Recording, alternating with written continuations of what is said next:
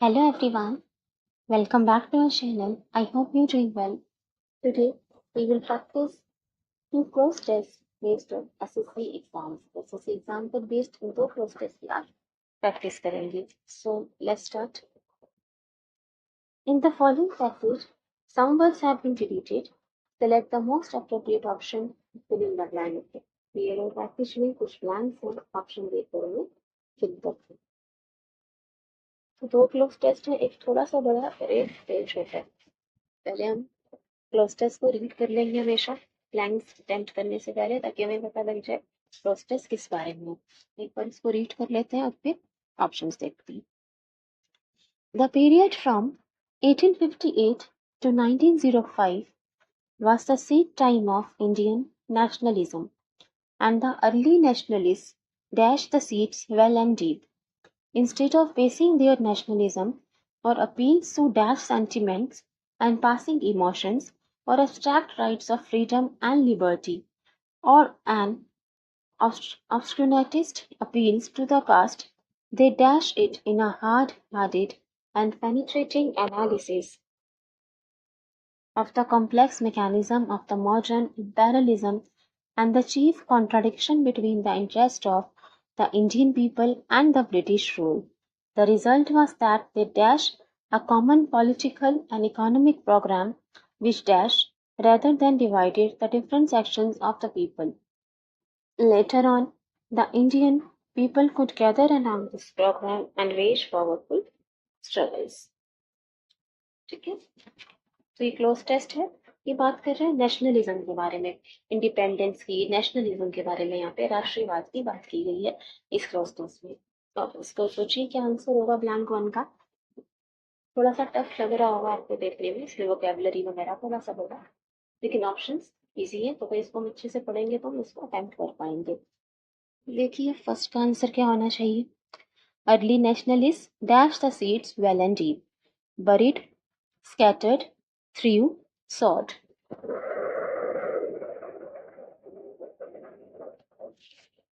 क्या आंसर होगा blank one का.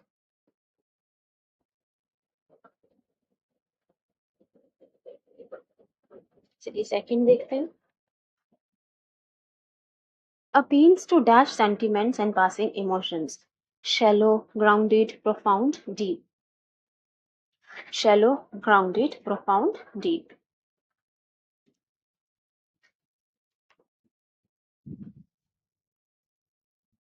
Next देखिए third. They dash it in a hard-headed and penetrating analysis. Controlled, rooted, drove, minded.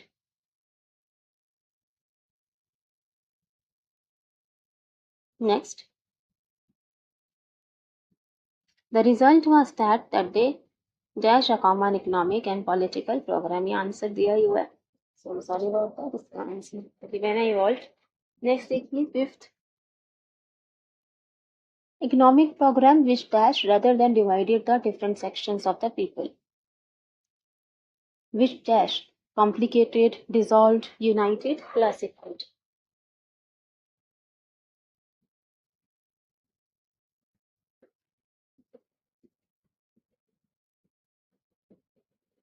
ये होगा आपने आंसर सोच लिए होंगे इसके. अब हम डिस्कस करते हैं इस क्लोज टेस्ट में.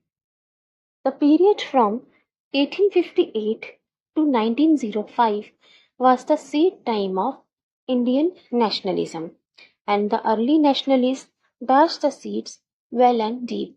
तो जो टाइम पीरियड था, जो ये अवधि थी, ये जो समय था 1858 से 1905 का, वो सीड टाइम था इंडियन नेशनलिज्म, मतलब भारतीय राष्ट्रवाद जो नेशनलिज्म है उसका उस समय बीजारोपण किया जा रहा था. सीड टाइम था, तो मतलब हाँ ठीक है, ग्रो कर रहा था इंडियन नेशनलिज्म, उसका बीजारोपण किया जा रहा था.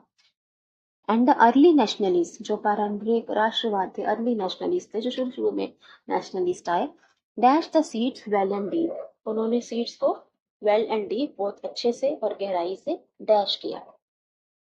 Buried, scattered, through, sword. अब यहाँ पे लिखा है dash the seeds well and deep, मतलब बहुत अच्छे से और गहराई से. तो अगर हम कहें थ्रू, थ्रू मतलब तो हो गया फेंकना. थ्रो का सेकंड फॉर्म है थ्रू, थ्रो, थ्रू, थ्रोन. तो मतलब बहुत अच्छे से उन्होंने सीड्स फेंक दिए गहराई से, तो आंसर नहीं होगा। यहाँ पॉजिटिव वर्ड चाहिए। स्कैटर्ड, स्कैटर्ड का मतलब होता है बिखेरना, तो उन्होंने बहुत अच्छे से सीड्स बिखेर दिए बहुत गहराई को, नहीं ये भी आंसर नहीं होगा। बरीड, बरीड का मतलब होता है दफनाना, तो सीड्स को बरी नहीं किया जाता, सीड को बोया जाता है। इसका 100 हो जाएगा आंसर, 100, मतलब उन्होंने सीड्स को बहुत अच्छी तरह से बोया। टाइम था 1858 1905, वो सीड टाइम था, बीजारोपण का समय था। इंडियन नेशनलिज्म तब ग्रो कर रहा था, और जो प्रारंभिक पहले पहले नेशनलिस्ट थे, राष्ट्रीयवाद थे, उन्होंने इस सीड्स को, इन बीजों को बहुत अच्छे तरह से बहुत गहराई से बोया, सॉ किया, तो 100 यहाँ पे आंसर हो जाएगा। आंसर 1 सॉल्ट, ऑप्शन 4 सॉल्ट इसका आंसर हो जाएगा। नेक्स्ट देखिए, instead of basing their nationalism or appeals to their sentiments and passing emotions or abstract rights of freedom and liberty, or an obscurantist appeals to the past, instead of basing their nationalism appeals to their sentiment and emotion, तो उन्होंने सिर्फ emotions की खोखली बातें नहीं की, सिर्फ emotional बातें नहीं की, सिर्फ पास्ट की बातें नहीं की, abstract rights of freedom and liberty मतलब सिर्फ बातें नहीं की, अतीत की बातें नहीं की, आज़ादी की इत्यामूलक बातें नहीं की जिसमें कुछ क्लियर ना हो, सिर्फ बातें तक नहीं की।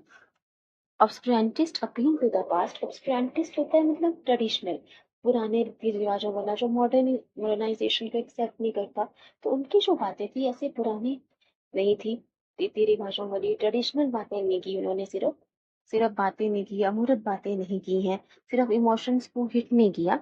दे dash it in a hard headed and penetrating analysis, तो यहाँ पे क्या आएगा, option number 2, instead of basing their nationalism और appeals to dash sentiments, shallow sentiments, grounded sentiments, profound और डीप। प्रोफाउंड का मतलब भी होता है डीप, गहरा, और डीप का मतलब भी डीप हुआ, तो इन दोनों का मीनिंग तो एक जैसा हो गया, तो अगर प्रोफाउंड हो सकता है तो डीप भी हो सकता है, तो ये दोनों ही हमारे आंसर नहीं होंगे, तो या तो ग्राउंडेड या फिर शैलो। अब ये कह रहे हैं instead of basing their nationalism appeals to dell sentiment and passing emotion, तो सिर्फ उन्होंने सेंटिमेंटल बातें, सिर्फ इमोशनल बातें और अतीत की बातें नहीं की। Abstract rights of freedom, abstract क्या होता है, ऐसे एब्स्ट्रैक्ट नाउन होता है जिसको आप देख नहीं सकते हो, छू नहीं सकते, एब्स्ट्रैक्ट नाउन होते हैं, हमने पढ़ा था नाउन्स में, जैसे इमोशंस, फीलिंग्स, क्वालिटीज, तो वैसे एब्स्ट्रैक्ट राइट्स ऑफ फ्रीडम मतलब जो बातें आप देख नहीं सकते, या फिर जिन बातों का कोई वैसे वजूद नहीं है, तो इसको हम कह रहे थे एब्स्ट्रैक्ट राइट्स ऑफ फ्रीडम। और अगर ऑब्सक्यूरेंटिस्ट अपील टू द पास्ट, ऑब्सक्यूरेंटिस्ट हमने देख लिया कन्वेंशनल, इसमें मॉडर्नाइजेशन ना हो, तो सिर्फ उनकी बातें ऐसी नहीं थी, तो यहाँ पे आंसर हो जाएगा appeals to shallow sentiments. Shallow sentiments मतलब, शैलो का मतलब क्या होता है, नॉट डीप, नॉट डीप, तो सिर्फ खोखली बातें नहीं करी उन्होंने, बल्कि एक मॉडर्नाइज्ड वे उन्होंने अडॉप्ट किया, ऐसा यहाँ पे कहा गया है। They dash it in a hard-headed and penetrating analysis. They dash it. They controlled it, rooted it, drove it, minded it. In a hard-headed and penetrating analysis. Answer क्या हो जाएगा इसका, थोड़ा आगे पढ़ते हैं तब हमें क्लियर होगा। Of the complex mechanism of modern imperialism and chief contradiction between the interest of Indian people and British rule. ठीक है, तो इन्होंने सिर्फ इमोशनल अपील नहीं दी ऑडियंस के सामने, लोगों के सामने सिर्फ इमोशनल अपील नहीं की, उनको समझाया मॉडर्न इम्पेरियलिज्म के बारे में, chief contradiction between interest of Indian people and British rule, की ब्रिटिश रूल का इंटरेस्ट और इंडियन पीपल का इंटरेस्ट अपने दूसरे से अलग है, कैसे उन्हें अपने हिस्से के काम करना चाहिए, तो ब्रिटिश रूल के लिए उन्हें क्यों काम नहीं करना चाहिए, क्योंकि जो उनके इंटरेस्ट है वो एकदम एक दूसरे से अलग है, तो ये बातें उन्हें समझाई, मॉडर्नाइज वे में उनको ये बातें समझाई गई। सो ये क्या हो जाएगा आंसर इसका, दे dash it in a hard-headed and penetrating analysis, penetrating होता है मतलब डीप, दे कंट्रोल, उन्होंने कंट्रोल नहीं किया, दे drove, minded, आंसर हो जाएगा they rooted it in a hard-headed and penetrating analysis of the complex mechanism of modern imperialism and the chief contradiction between the interests of Indian people and British rule, मतलब ये बातें हमें समझाई, वो गहराई से समझाई गई, जितनी समझाई गई उनको रूट किया गया, ये बातें उनके अंदर रूट की गई कि कैसे कॉन्ट्रोडिक्शन है, कैसे अलग है ब्रिटिश का इंटरेस्ट और इंडियन पीपल का इंटरेस्ट तो इन्होंने में अच्छे से समझाई गई, सिर्फ इमोशनल बातें नहीं की, सिर्फ पास्ट की बातें नहीं की, तो खोखली बातें नहीं कही गई, सिर्फ सेंटिमेंट्स को इग्नोर किया गया, अच्छे से ये बातें समझाई गई। कैसे इनका इंटरेस्ट अलग है, ब्रिटिश रूल का इंटरेस्ट अलग है, कैसे उन्हें अपने बेनिफिट के लिए काम कर रहा है, तो डीपली डीपली बातें उनके अंदर डाली थी। ये कहा जा रहा है इस पैसेज में। The result was that they dash a common economic and political and economic program। और इसका रिजल्ट क्या आया, नतीजा क्या निकला? They dash a common political and economic program। उन्होंने इकोनॉमिक और पॉलिटिकल प्रोग्राम बनाया। So they uprooted, vanished, evolved, collapsed। Uprooted मतलब क्या होता है? अपरूटेड मतलब होता है कोई चीज रूट से उखाड़ देना, अपरूटेड। लेकिन यहाँ तो हम कह रहे हैं कि उन्होंने वो प्रोग्राम बनाया, लोगों को अच्छे से मॉडर्नाइजेशन से समझा कर उनकी बातें, उन्होंने वो प्रोग्राम बनाया, तो प्रोग्राम को उखाड़ा थोड़ी। और कोलैप्स मतलब भी होता है बिखेर देना, तो कोलैप्स वेरी नेगेटिव वर्ड है, बैनिश भी नेगेटिव वर्ड है, आंसर हो जाएगा evolve. They evolve a common political and so economic program which dash rather than divided the different sections of the people. Later on, the Indian people would gather around this program and wage powerful struggle. Answer evolved. ठीक है, economic programme which dash rather than divided the different sections of the people, जिसने dash किया divide करने की बजाय, मतलब divide करने, लोगों को अलग अलग करने की बजाय, डिवाइड करने की बजाय डैश किया। फिर यहाँ लिखा है इंडियन पीपल वुड गैदर, मतलब इस प्रोग्राम के 5 लोग इकट्ठे हुए, इस प्रोग्राम के साथ इकट्ठे हुए और पावरफुल स्ट्रगल उन्होंने लड़ी। तो क्या होगा? Which complicated rather than divided, dissolved rather than divided, united rather than divided, classified rather than divided। Complicate थोड़ी किया है इसने, dissolve भी नहीं किया, which united आंसर होगा। which united जिसने लोगों को इकट्ठा किया, rather than divided मतलब डिवाइड करने की बजाय इस प्रोग्राम ने लोगों को यूनाइट किया, इकट्ठा किया, एकता लाया ये प्रोग्राम। फिर यहाँ पे लिखा भी है people could gather around this programme, इसके आसपास लोग इकट्ठा हुए, इस प्रोग्राम के साथ लोग इकट्ठा हुए, यूनाइट हुए, तो आंसर हो जाएगा यूनाइटेड, यूनाइटेड। ठीक है, क्या हो आपको ये क्लियर हुआ? क्लोस्टस पैसेज थोड़ा सा लेंथी था ये, बट ऑप्शन इजी थे, हम अच्छे से पढ़े तो इसको अटेम्प्ट कर सकते थे। चलिए नेक्स्ट देखिए, आपका हर वर्ड का, हर सेंटेंस का मीनिंग देखने की जरूरत नहीं है क्लोस्टस में, पर ये देखिएगा कि आप जो ऑप्शन है वो ठीक से बना पा रहे हो या नहीं। ठीक है, अगर बहुत लंबा मान लो क्रॉस टेस्ट आ जाता है एग्जाम में, तो वर्ड टू वर्ड आप मत पढ़ना, उसको लाइन टू लाइन मत पढ़ना, इतना पढ़ लेना आपको समझ आ जाए कॉन्टेक्स्ट क्या है पैसेज का, और आप आंसर्स अपने बना पाओ। चलिए नेक्स्ट देखते हैं, एक और क्रॉस टेस्ट अटेम्प्ट करते हैं। There is nothing more dash than when you sit down at your table to study with the most sincere of intentions, and instead of being able to finish the task at hand, you finish your thoughts dash. However, there are certain techniques that you can use to dash your concentration. To begin with, one should dash to create the physical environment that is conducive to dash thought. ठीक है, तो ये तो simple passage है, फिर study की बात की जा रही है। सो फर्स्ट का आंसर क्या? Hello everyone, welcome back to our channel. I hope you're doing well. Today we are going to practice close test based on SSC exam. SSC example based close test format practice करेंगे. Let's start. ये cloze test है, 5 blanks हैं, आपको इसको read करके इसके answers बताने हैं क्या होगा। एक बार पहले क्लोज टेस्ट रीड कर लेते हैं और फिर attach. There is nothing more dash than when you sit down at your table to study with the most sincere of intentions, and instead of being able to finish the task at hand, you find your thoughts dash. However, there are certain techniques that you can use to dash your concentration. To begin with, one should dash to create the physical environment that is conducive to dash. तो क्या answer होगा blank one का? Exciting, surprising, frustrating, interesting.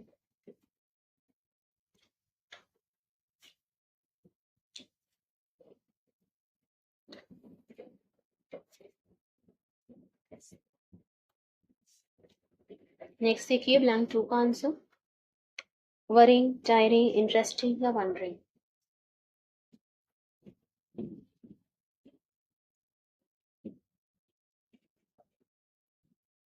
Third, enhance, commit, convince, discover. Fourth, attempt, announce, imagine, lead.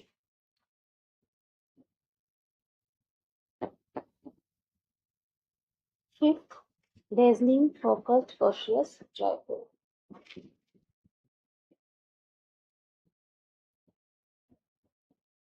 सो वही तो अपने सारे lines के answer सोच लिए होंगे.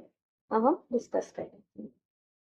There is nothing more dash than when you sit down at your table to study with the most sincere of intentions, and instead of being able to finish the task at your hand, you find your thoughts dash. इससे ज़्यादा dash कुछ नहीं होता जब आप table पे पढ़ने बैठो.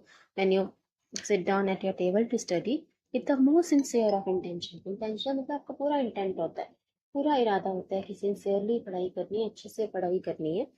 And instead of being able to finish the task at your hand, पर आप उस टास्क को फिनिश कर पाने की बजाय, जो आप पढ़ने बैठे थे जो चीज़ को, उसको करने की बजाय you find your thoughts dash. आप ये पाते हो कि आपके थॉट्स डैश हो रहे हैं. ठीक है. तो जब आप पढ़ने बैठे थे और पढ़ाई नहीं कर पा रहे, instead of being able to finish the task at your hand लिखा है, तो जब आप पढ़ने बैठे थे उसके बजाय थॉट्स डैश होने लगते हैं. तो जब आप पढ़ने बैठे थे, तो टास्क पूरा करने बैठे थे, उसको पूरा नहीं कर पा रहे, तो कैसा फील होगा आपको? एक्साइटिंग, मज़ा आएगा. जो काम करने बैठे थे, पढ़ने बैठे थे, वो नहीं कर पा रहे, और वो भी सिंसियर इंटेंशन के साथ, पूरा इरादा था पढ़ने का, लेकिन नहीं पढ़ पाए, तो क्या फील होगा? एक्साइटिंग, अच्छा लगेगा. जो हम काम करने बैठे थे पूरा नहीं कर पाए, तो एक्साइटिंग तो फील होगा नहीं. सरप्राइजिंग भी नहीं, इसमें सरप्राइजिंग जैसा कुछ नहीं है. इंटरेस्टिंग भी फील नहीं होगा उस टाइम पे, फ्रस्ट्रेटिंग फील होगा, निराशा फील होगी, क्योंकि पूरा होपलेस फील करेगा इंसान, निराश हो जाएगा, क्योंकि जो वो पढ़ने बैठा था, जो काम करने बैठा था, उसको वो पूरा नहीं कर पाया.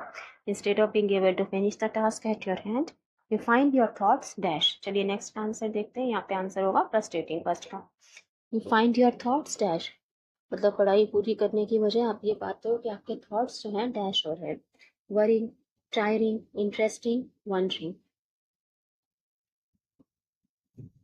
You find your thoughts worrying, thoughts चिंता कर रहे हैं, थॉट्स चिंता थोड़ी करेंगे. Tiring, interesting, wondering. आंसर हो जाएगा you find your thoughts wondering. आपका दिमाग जो है वो भटकता रहता है, आपका माइंड कहीं और घूमता रहता है. जब आप पढ़ने बैठे थे और उसको आप पूरा नहीं कर पा रहे काम को, तो you find your thoughts wondering. आपका जो मन है वो भटकता रहता है. आंसर हो जाएगा wondering. However, there are certain techniques that you can use to dash your concentration.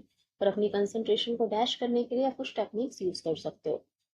Techniques you can use to dash your concentration. Enhance, concentration बढ़ाने के लिए. Commit, convince, discover. Concentration का मतलब कि आपका ध्यान जो की पढ़ाई में है, तो उसको डैश करने के लिए आप सर्टेन टेक्निक यूज कर सकते हो. यहाँ पे क्या प्रॉब्लम हो रही थी? ये पढ़ने बैठा और पढ़ नहीं पा रहा, मतलब कंसंट्रेट नहीं कर पा रहा.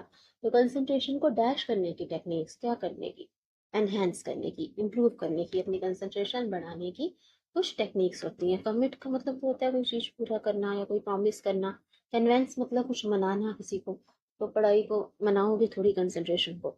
डिस्कवर का मतलब होता है खोज, कंसंट्रेशन की खोज थोड़ी करोगे, कंसंट्रेशन इम्प्रूव या एनहेंस करोगे. तो आंसर एनहेंस होगा. To begin with one should dash to create the physical environment. कैसे स्टार्ट कर सकते हैं अपनी कंसंट्रेशन इम्प्रूव करना? One should dash to create the physical environment. ऐसा माहौल बनाए, ऐसा एनवायरनमेंट बनाए. Attempt to, announce to, imagine to, lead to.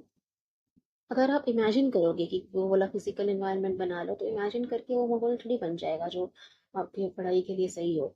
तो इमेजिन नहीं होगा. One should lead to create the physical environment, या फिर वन शुड अनाउंस, तुम्हें घोषणा कर देगा कि मैं ऐसा फिजिकल एनवायरनमेंट बना रहा हूँ, ऐसा माहौल बना रहा हूँ जिसमें अच्छे से पढ़ाई कर सको. तो अनाउंस करने से थोड़ी होगा कुछ. लीड टू भी नहीं, वन शुड अटेम्प्ट टू, मतलब प्रयास करना चाहिए, ऐसा ट्राई करना चाहिए कि ऐसा माहौल बनाया जाए to create the physical environment that is conducive to, attempt होगा इसका answer, to dash thought. That is conducive to dash thought. Conducive to favorable, favorable. That is conducive to dash thought. Dazzling thought, focus thought, cautious thought, joyful thought. अब पढ़ते समय कैसा thought होना चाहिए, लेवन क्या कैसा होना चाहिए, स्टडीज पे फोकस होना चाहिए। वैसे ही सुनते हैं how to increase your concentration, how to stay focused while studying, तो आंसर हो जाएगा conducive to focus thought. Focus जरूरी होता है पढ़ाई करते समय कि आपका ध्यान जो है पूरा पढ़ाई पर ही रहे, फोकस। डेजलिंग मतलब होता है चकाचौंध वाला, बहुत ब्राइट, चकाचौंध होता है, ऐसे आंखों को एकदम लगता है, उसको कहते हैं डेजलिंग। कॉशियस मतलब सतर्क रहना, केयरफुल रहना। और जॉयफुल तो बहुत खुशी वाला। तो यहाँ पे हमें फोकस्ड आंसर होगा। ठीक है, so hope you like it. Thank you, thanks for watching. छोटा सा ही क्लोज टेस्ट था, थैंक यू।